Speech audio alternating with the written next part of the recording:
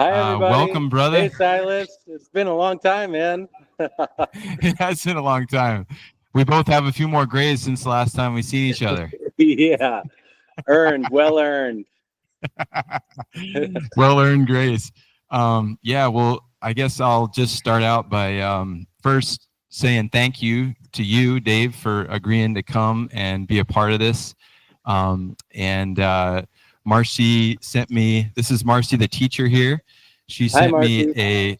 a she sent me a message saying, "Hey, Silas, do you know anyone who's climbed Mount Everest by chance?" And then I was so excited to write back, "Yeah, I do, and I bet he'll talk to you." So, yeah, her sixth grade class, as you know a little bit about, is studying about Everest geology, all about it. And I remember meeting you, Dave, on a car ride with I think Rooster and Jeff. We were going somewhere skiing or something, and you just totally blew my mind for 3 hours telling me epic stories about your life and climbing and Everest. And so it's a formative memory for me hearing stories from you. And so I'm honored to be able to share just a fraction of that with some of our youth here today. And they've got questions for you. And maybe Right. I'll just have let Marcy have a word or two. Do you want to say anything, Marcy?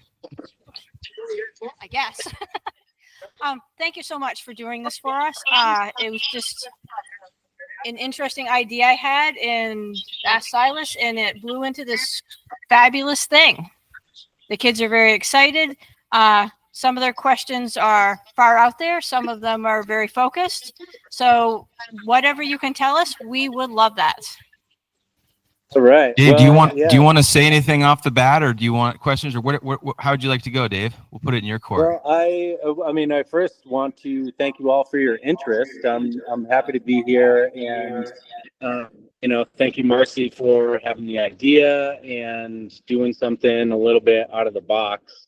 I wish I had teachers like you when I was growing up, and yeah, Silas for hooking it all up, and yeah, everybody out in the crowd there that has an interest in Mount Everest. It's an incredibly special place, and I love sharing stories about it. I love it. So I love to go straight to empowering youth. That's what we do at Smooth Feather. So I think it's time for a youth question right out of the gate to get this conversation with you started. We do have a couple videos which we can show at some point, but while it's hot on their minds, let's open it up to a question. Does someone have a question? Oh, man. Yeah. Does that get you fired up, dude? Yeah. Okay. I love it. All right, Dave, do you want to pick? How about right up front in the blue hoodie? All right. And we'll get How many mountains have you climbed? Oh, I don't really keep track. There are certain mountains that it's easy to keep track, but I've climbed a lot, and I've climbed a lot of the same mountains over and over and over again. Like right now, I'm at a ski area on Mount Hood. Peek out there. So I'm actually, I mean, there's Mount Hood right there. So I'm right now on a mountain that I've probably been to the top maybe like 70 times. There's a mountain on the other side, like kind of near where I live, that I've probably climbed like 60 or 70 times. So I climb a lot of the same mountains over and over and climb mountains all over the world, but I've been to the top of Everest 5 times. wow. Okay. Amazing. I love that you're like on location, currently cold. Yeah. Yeah. Oh, I love it. Okay. Next up, anybody else? Yeah. Why don't we do right here in the front? Cass, zoom right in on there. Okay. Next up, you put it right up to your mouth. Was it easier to climb up the mountain or back down it, like Mount Everest? I really enjoy going down the mountain. It's really hard going up, and it's a lot easier for me to go down. Some people think that going up is easier for them, but I've always been a downhill oriented person. I started skiing when I was 9. and I just really love the downhill. So going down is always easier and best for me. And it's also really nice for me to go down because I know I've already achieved the goal, whatever that is, whether I make it to the summit or not. I am kind of on the back end of it. So it just feels really good to have gotten to that point. So I'm a downhill person. I love it. Maybe you get to pick who gets the next question.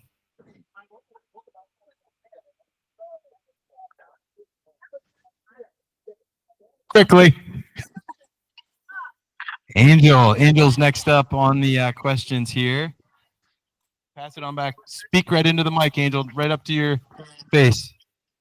Okay, let's see if Cass can find Angel. Oh, there we go. Yep. Why did you start climbing?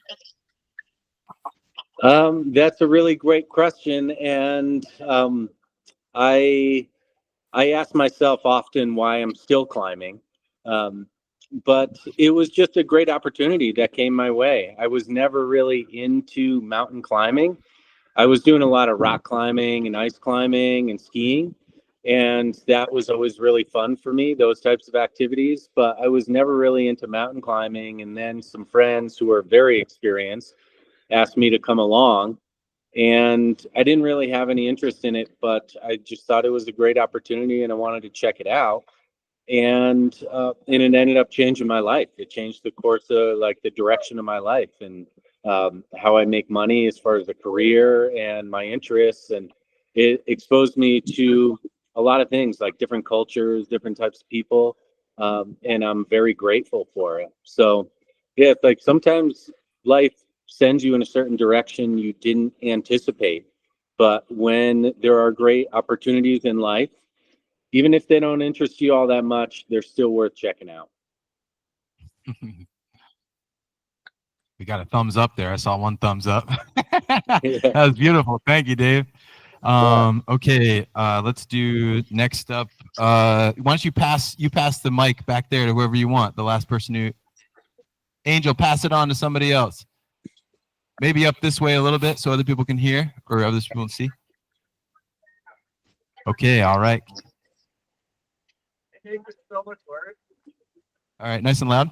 Did you have any near-death experiences? I have had near-death experiences, but not on Mount Everest.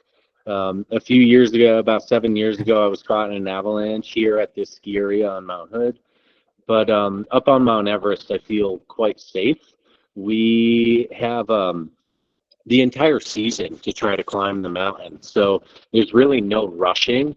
If the weather forecast doesn't look good, we just don't climb. So we only climb in good weather, and we only climb when we feel like the crowds are manageable up there. So if we think that a lot of people are going to be going for the summit, we just don't climb on those days. And that lets us have some really nice experiences up there. I climb with a company that has a lot of resources. We carry a lot of oxygen with us, and we have a really strong Sherpa team. So I feel really safe up there, and yeah, I just really enjoy being there. Dave, you cut out right when you said what had happened on. It sounded like Mount Hood. Not to put focus on that. I just couldn't hear you when you said that. Oh, sorry. Yeah, I guess anytime I cut out, maybe just like raise a hand or something like that, so I know. But yeah, so as far as near-death experiences, I haven't had any on Mount Everest, but here on Mount Hood 7 years ago, I was caught in an avalanche, and that was a really close call. But up on Mount Everest, we have a lot of resources, a lot of oxygen, really strong Sherpa team. So everything is, I feel safe up there. Yeah, that's awesome. Great question. These are good questions. I mean, we do a lot of interviewing, and these are already out of the gate. Great questions for Dave. Keep them coming. Why don't you pass it wherever you want? Maybe a little bit more forward, maybe, or back. Yeah, whichever you want. Nice and loud. What is the coldest temperature it has ever been while you were climbing Mount Everest? It makes me cold thinking about it. But I'd say it was probably around minus 60 degrees. And then it was really windy on top of that. So it was just, it's so cold that a lot of thermometers only go to minus 40. And oftentimes the thermometers are just totally bottomed out. So you know it's colder than minus 40. But it gets really, Time really we cold need to there. get you a new. We need to get you a new thermometer, maybe. Yeah. I love it. Good question. Next up, why don't you pass it down front a little bit so the mic can start coming back this way?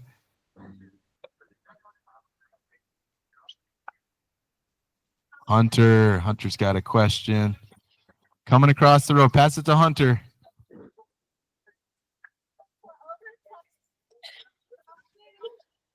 All right, Hunter, nice and loud. How do you keep your water thawed? That is another really great question. Sometimes we don't. So when we are getting water up there, especially higher on the mountain, what we do is we melt snow and ice, and we put it into thermoses, and then oftentimes we carry the thermos inside a jacket pocket, because if we have the thermos or a water bottle in our backpack, it'll freeze and then we can't drink it. So in order to keep it thawed, we have to keep the water bottle inside our jacket so our body heat keeps it from freezing. And even then, it turns into a slushy. It gets kind of frozen. Great question. All right.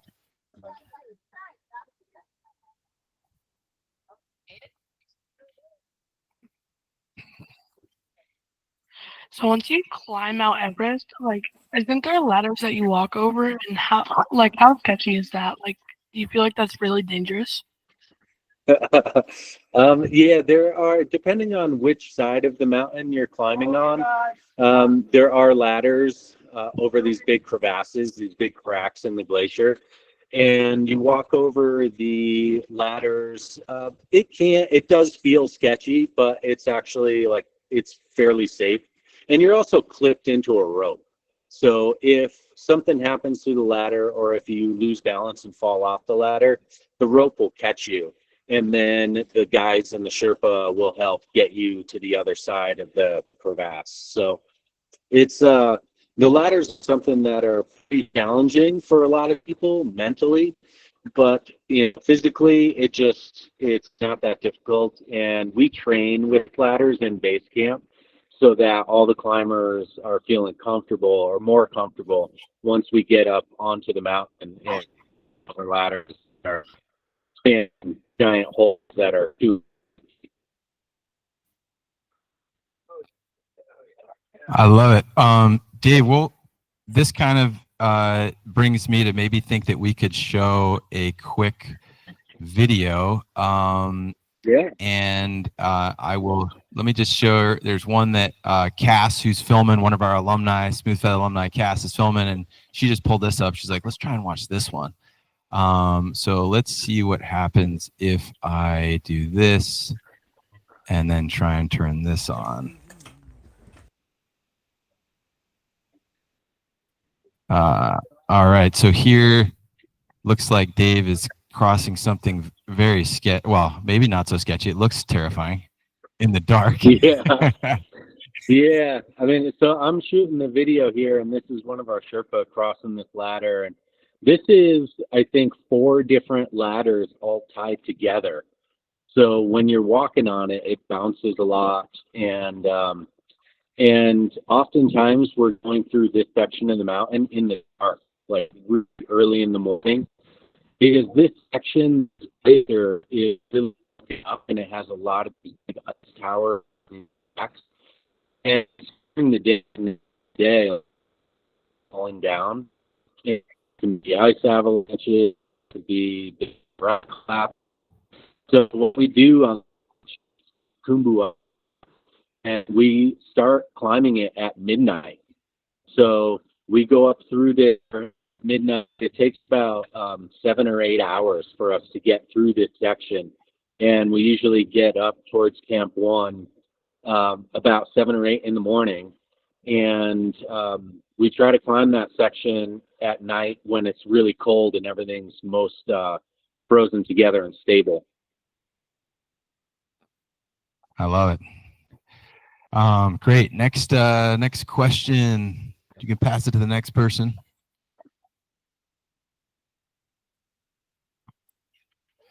Here goes. Grayson's got a question for you, Dave. What was it like climbing Mount Everest? Cold and windy and tiring. It's really cool. It's super magical. I feel super lucky, very fortunate to be able to do what I do.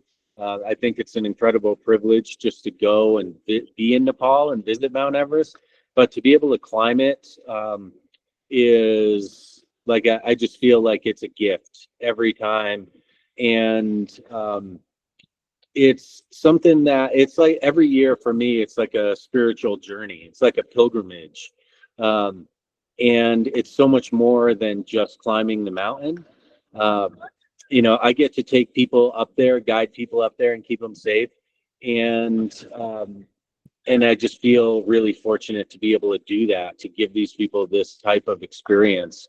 Um, so, yeah, I mean, besides it being really cold and hard to breathe and kind of scary sometimes, I feel really lucky to be there, um, and I'm just grateful to be able to go there.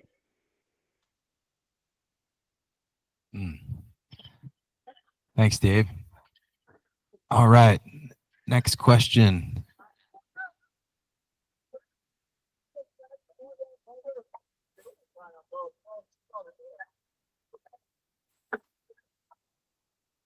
How do you sleep if you haven't gone to the tents yet? Sorry, how do I sleep if I haven't gone into the Haven't gone to tents? the tent yet. Yeah. Well, I only ever sleep in the tents. Um, and we oftentimes will set up the tents before we get there. Early in the season, we'll climb up and establish these camps. So that way, later in the season, when we're climbing, all of our gear is already in the camps when we get there. And we just get up in there whatever time we arrive in the camp and crawl into the tent and take our boots off and try to get a little rest. But sometimes it's really hard to sleep in there. If it's really windy or if it's really cold, it can make it really hard to sleep. Dave, I read an email that Marcy had sent, and one of the things that they had talked about is a 13-year-old, what was their name? Jordan Romano. Back in Yeah, 2010 had climbed Everest at 13 years old, and there was kind of a poll that was like 50-50 on some of them thought that was an okay idea to send a 13-year-old to, or not send, he sent himself, but to allow rather a 13-year-old right. to climb Everest, and then the other felt like it wasn't a good idea. Some felt like it was. So they were kind of split. I didn't know if you had any advice for them or thoughts. Curious to hear what your answer might be.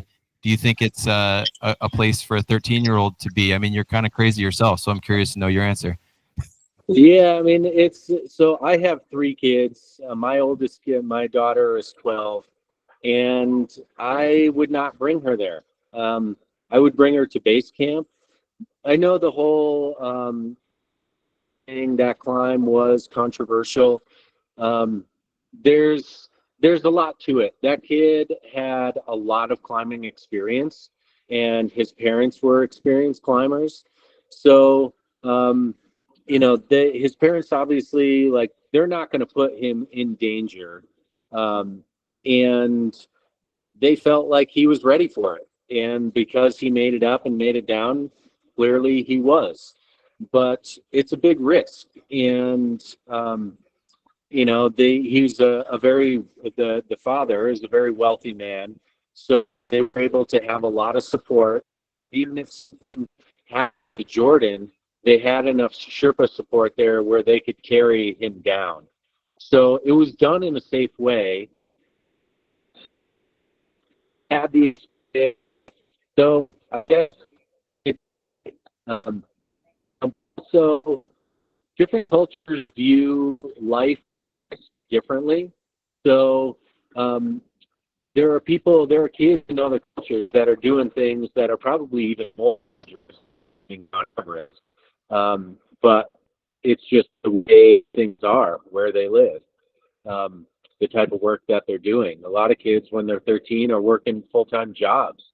Um, and so it is a controversial topic. I try not to judge anything because I'm not them. I wasn't involved in the decision making. I'm not the dad, and in some ways, it's just not my place to judge. But I know as a parent that even if my kids were very experienced climbers, 13 to me is too young. I told my kids that when they're 18, if they want to climb Everest, I would take them. Um, and then there's also the talk about extreme altitude, the effects on the brain, and especially on a developing brain. When you're 13, you're pretty young, you're growing a lot, and prolonged hypoxia is can be a very destructive thing. So that's a whole other part of the discussion. But I mean, he went there and did it, and you never know if you can do something until you try it. So he went, he tried, he did it, and I congratulate him for that. Thanks. I loved your perspective there, Dave. And I think I'm still just wrapping my head around the fact that we're talking to you from Keyser Falls, a little theater in my hometown in Maine, and you're on the side of Mount Hood having this conversation. That somehow is really fitting. Feels very cool to be talking about all of these things. Can we see the view one more time of what you're looking at? Oh, yeah.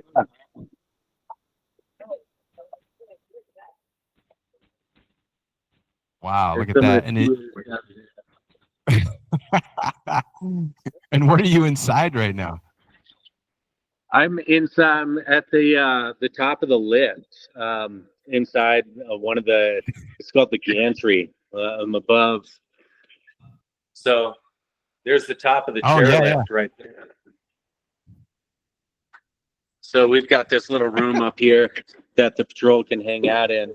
We don't typically hang out in it because it's just kind of dirty, and the marmots get in here and live in here in the summer. But it's a fairly quiet place.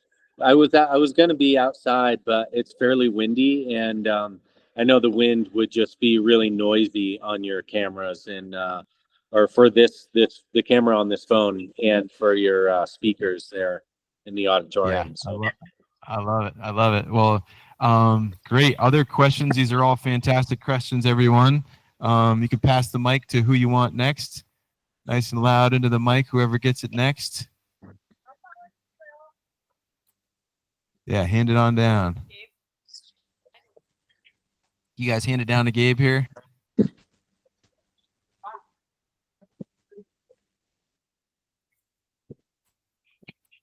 Hello. Hi. What is it like to Nice and mic. what is it like to breathe like no oxygen when you take your mask off? Oh, it's really hard to breathe. It's like you take really big deep breaths, but they're not satisfying. Like you still feel like you're holding your breath. So it kind of feels like if you were jogging and breathing through a straw at the same time. That's what it feels like when you don't have oxygen on. And then when you put the oxygen mask on, it helps a lot, but it still is really hard to breathe. So when I take my mask off on the summit, I can only have it off for like a minute or two before I start getting lightheaded, and then I've got to put it back on. So it's really hard to breathe up there. And then the fact that it's often so cold and so windy, that also makes it really hard to breathe because the cold air just like freezes your lungs. Wow, that's intense. Sounds very epic. All right, next question. Emma, right over here.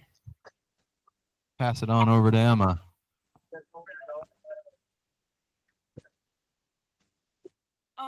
Nice and loud. when you summit Mount Everest, do you still get the adrenaline rush even though you've climbed it a lot? Every time I get to the top, I break down crying. It's so intense. It's so incredibly intense, and I'm just like so filled with gratitude when I get there. I'm so relieved to be there, so happy that every time I just like break down crying. Yeah, it's really wild. It's I love it. I love it so much, and yeah, it just like brings tears of joy to my face every time. And when are you scheduled to try and go again to Everest? On April 1st, I will leave for Nepal, and I'll spend a few weeks in Nepal filming a movie, personal film project, and then I meet my clients on April 27th. And then we're going to go into Tibet and climb Mount Everest from the north side this year. So for the past 4 years, I've been climbing on the south side in Nepal, and this year I'll climb on the north side in Tibet. And so we'll start climbing. I'll probably be trying to go to the summit around May 15 or so. Usually between like the middle of May and the end of May, there is a really good weather window where the jet stream, the high winds come off the top of the mountain, and the winds go from like 200 miles an hour down to like 25 or 30 miles an hour. And those are the days where we try to summit. So that typically happens in the middle of May. And is it possible for this sixth grade class and anyone who wants to watch video updates? Are you able to update people from Everest, or is it afterwards, or how do we stay in touch with you as you try and climb it? Yeah, I'll be doing dispatches on Instagram and TikTok. So using social media platforms to get videos out. It really kind of depends on where I am on the mountain. Sometimes there's good cell reception. Sometimes there isn't. In base camp, we have an internet connection. So I'll be able to send out updates and videos often from base camp and from the higher mountain. So that could be kind of fun for these guys he's heading there soon, like very soon, guys. So we could, even before school gets out, he's going to try and climb Everest. So you could maybe watch videos and see what's going on with Dave. All right, next question. I have a quick question. Yes. What's your Instagram so I can keep track of it? Yeah. What's your Instagram, Dave? It's Lucky Dave Watson. Okay, cool. Thanks. Lucky Dave Watson. He's a lucky man. I totally concur with that. Oh, I love it. So yeah, you guys can watch him on Instagram. Yes. The back. Why don't you choose? You can choose who. Oh, Emma's choosing. Okay, sweet. Hey, where's Carly? There's Carly. Carly's got a question.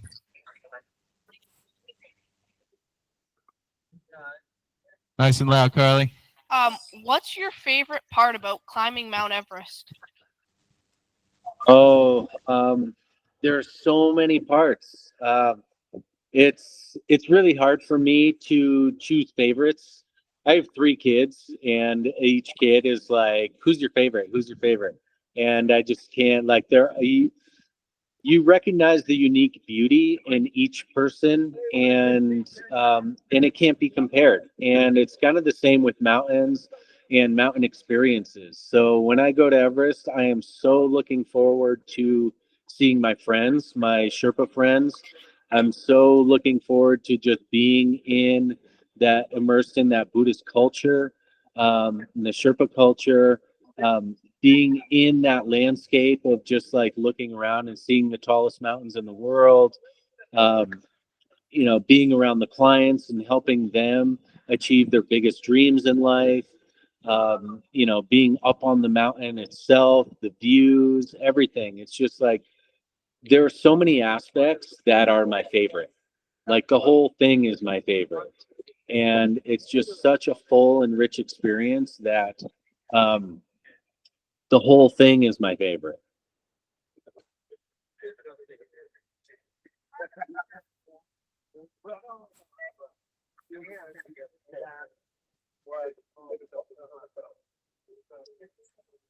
When you were up there, how did you use the bathroom? I always get this question. Well, there are different types of bathrooms up there depending on where you are. Your body works the same no matter where you are, so that never changes. But in base camp, we have toilet tents where we have just like a giant barrel with a toilet seat on it, and that's where everybody goes pee and poop. And then once that barrel's full, we seal it up, and then it's carried out and disposed of at a waste treatment facility. So that way, base camp stays nice and clean. And then once we're up on the mountain, we have a toilet tent as well, with a barrel, and people are pooping and peeing into that barrel. And then that is emptied, that is either carried down and disposed of at the waste treatment plant, or it's dumped into a crevasse so that it keeps all of the camps clean. So, um, certain mountains, the where people camp can get kind of messy, but on Mount Everest things are pretty clean because nobody wants to camp out where there's poop and pee on the snow. So we're pretty good about containing it and disposing of it in a responsible way. Corbin, do you want to pick someone new?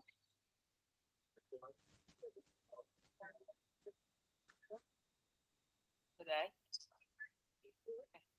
Can you hold this up? Thank you.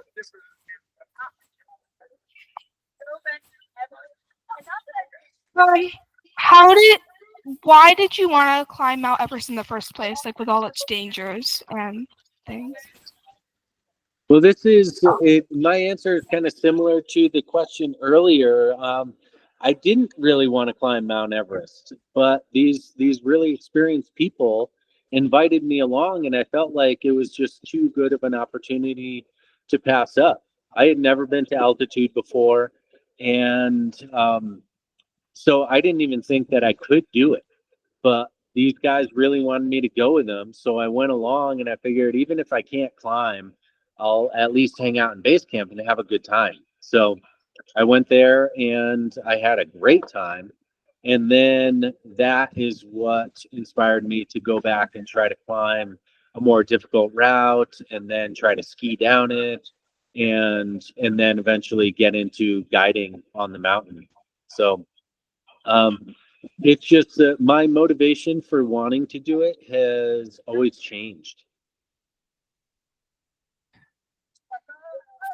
Dave, I know that one of the questions that the youth had, which I'm going to let you kind of weigh in on whatever way you're interested in, but I feel like I at least wanted to honor it because it's taken up a lot of their interest, is around the fatality piece and people passing away up there. And I think they had heard that sometimes they don't, they're not, it's not possible to take them off the mountain if they have passed away. So I don't know, however you want to address that. I know it's a super, sensitive topic. We also want to do it with respect, but it was something that they've been thinking a lot about. And so just didn't know if you had any thoughts around the fatality piece around Everest. Yeah, absolutely. And thank you for approaching this topic with some sensitivity, because it is a topic where people have a lot of different opinions on it, and it is one of the big topics about Mount Everest. People talk about the overcrowding, the trash, and the dead bodies. Those are kind of like the 3 points that are often used to address Everest in a very negative way.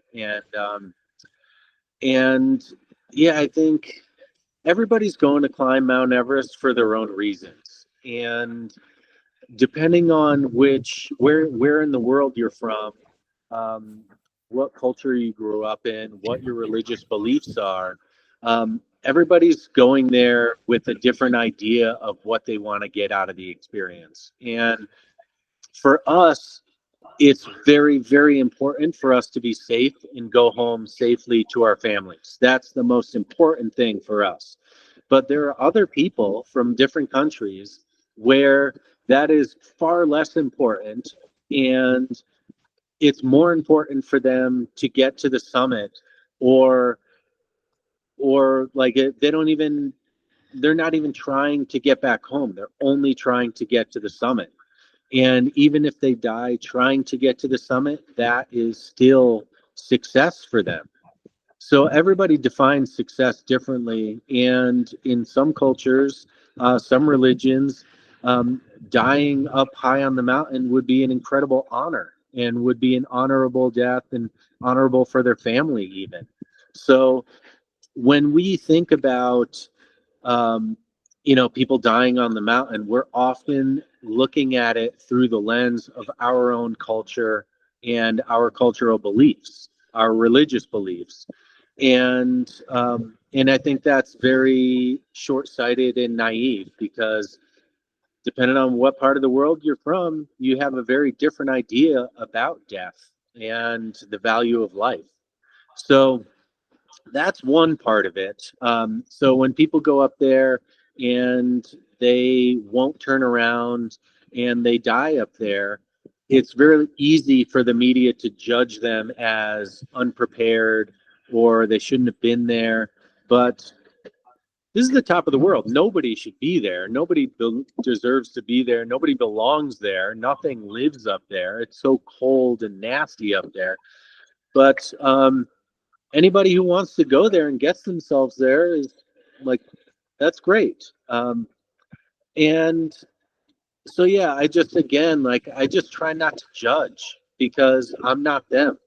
I don't know how they grew up. I don't know what their motivations are. And it's not, I think it's not fair of me to judge other people and their decisions, especially when their decisions are based on their cultural beliefs and religion.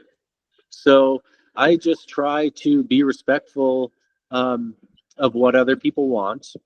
And yeah, I mean, when people die up there, sometimes their bodies are brought down.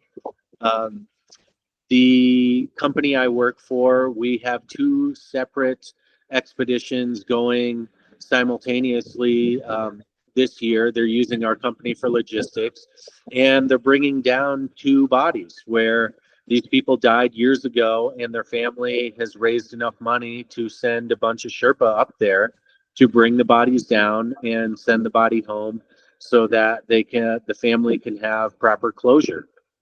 Um, but I think at this point, over 300 people have died up on the mountain, and a lot of bodies are still up there, either like frozen in the ice, buried in the snow. People have piled rocks on to make a grave. But I see dead people up there every time I climb, and it's a very sobering reminder that I'm in a very serious place. And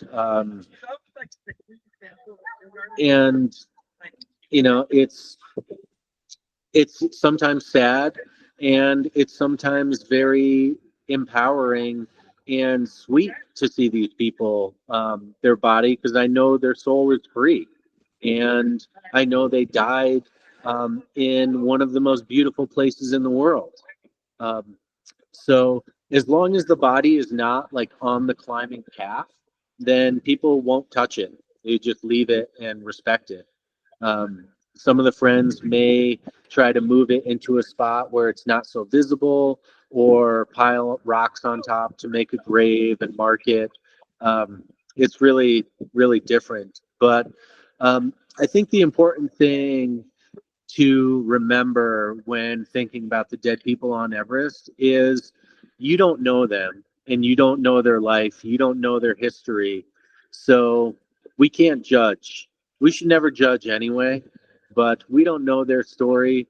And um and yeah, I think it's just still showing respect, and dying on the mountain is not a negative. I don't believe it's a negative thing. I think it's a beautiful thing. I think death is a wonderful thing. Same with birth. Um, and yeah, I think again, it's just we don't judge. Live and let live, and let everybody do their thing. And as long as they're not harming anybody else, then it's all good. Amen, brother. That's really, really special. Thank you for those wise words, Dave. Very inspiring. I was we don't have a ton of time left. I wanted to show another clip from, you can maybe tell us what this one is. Let's share this one. And let's see if there is one. Oh yeah, so this is very close to the summit.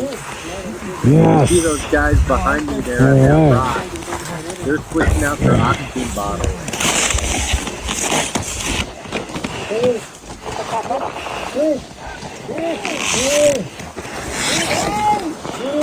This is right after the sunrise, and that is that ridge there. Not that one, but that's Makalu. That's the fifth tallest mountain in the world back there. That ridge right there, that's the way to the summit. And that is, to me, the most exciting part of the climb on the Nepal side. It's a very thin ridge with a 10,000-foot drop on each side. So there's huge exposure. At this point, you're only about 40 minutes from the summit. And it's just an absolutely wonderful and surreal place to be hanging out. Yeah, I on that side of the mountain, on the route on the Nepal side, this section is my favorite section of the climb. Awesome. Why don't we take another question from one of the youth here? Thank you it's fun to hear your perspective on. Just give me 1 second. I'll hop back over here. Okay. Yeah, we have another question.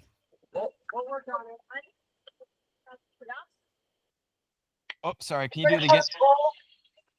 Like, how do you eat with your mask on? Do you take a bite and then put the mask back on? That's exactly how you do it. Yep.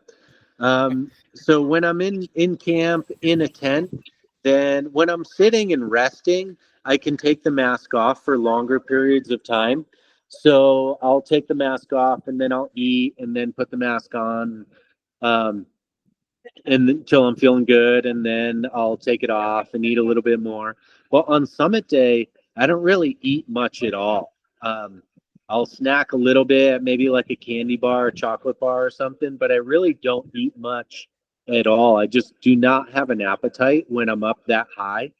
And, it's at 28, 29,000 feet, and your body just does not function properly, and you just don't want to eat.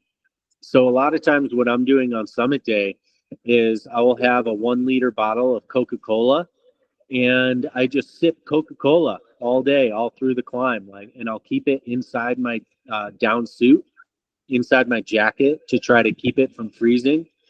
And even then, even when it's in my jacket, it still freezes a little bit. So I have this like Coca-Cola slushy that I'm sipping on, and I'll just pull my mask off to the side and then take a sip and then put my mask right back on my face. And I just do that for like 18 hours.